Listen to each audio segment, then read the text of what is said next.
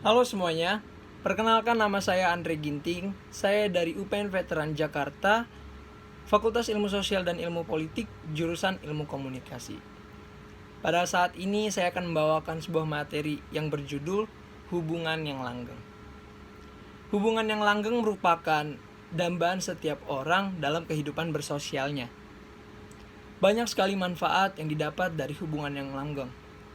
Ketika kita sudah lama mengenal orang tersebut, kita dapat mengetahui baik atau buruknya orang tersebut.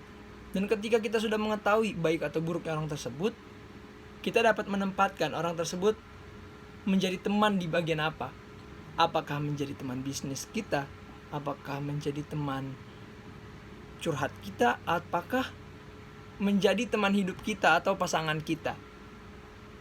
Orang-orang yang memiliki hubungan yang langgeng biasanya itu mereka loyal dan royal. Mereka loyal yang berarti mereka setia satu terhadap yang lain, dan royal berarti mereka tidak perhitungan terhadap satu sama yang lain.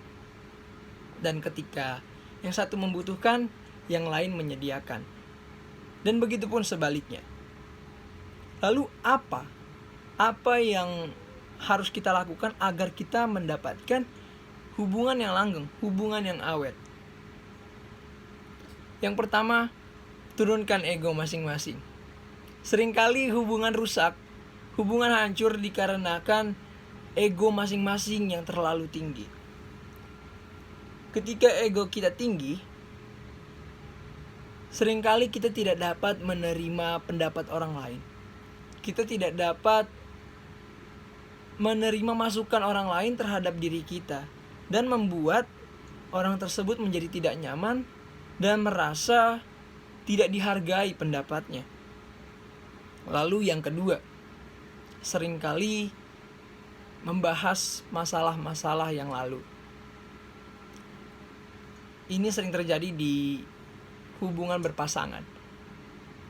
Memang masalah-masalah yang lalu jika dibicarakan dapat menjadi pedoman untuk masa yang akan datang. Akan tetapi, jika terlalu sering mengungkit masalah yang lalu dan tanpa dibekali dengan kebijaksanaan, itu sama saja seperti merobek luka lama dan membuat kita kembali teringat akan beban-beban masalah yang lalu yang sudah kita lupakan. Lalu yang terakhir, jangan berbicara saat keadaan hati kita emosional. Saat keadaan hati kita emosional, seringkali perkataan itu tidak berdasarkan logika yang baik. Perkataan yang saat kita emosional merupakan perkataan-perkataan yang lahir, yang keluar dari hati kita tanpa kebijaksanaan. Saya kasih contoh. Di sini ada 2 soda. Gambarkan ini adalah kehidupan kita. Ketika kita dapat masalah, kita guncang-guncangkan, kita dalam keadaan emosional, satu akan kita buka. Ini yang terjadi. Ketika kita buka mulut kita, dia akan tumpah. Dia akan meluber. Dia keluar tidak beraturan. Akan keluar hal-hal yang tidak baik. Lalu, bagaimana dengan botol yang satunya? Ketika kita dalam masalah, tenangkan diri. Tenangkan diri terlebih dahulu. Lalu, barulah mulai membicarakan masalah-masalah yang terjadi ketika hati kita telah tenang.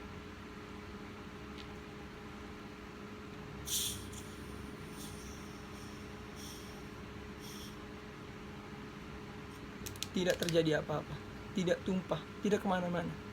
Inilah gambaran kehidupan kita. Jangan sampai dalam keadaan emosional kita berbicara, justru perkataan kita hanya menyakiti orang lain, hanya membuat orang menjadi terluka. Sekian dari saya, semoga kita semua dapat memiliki hubungan yang baik terhadap sesama kita. Sampai jumpa.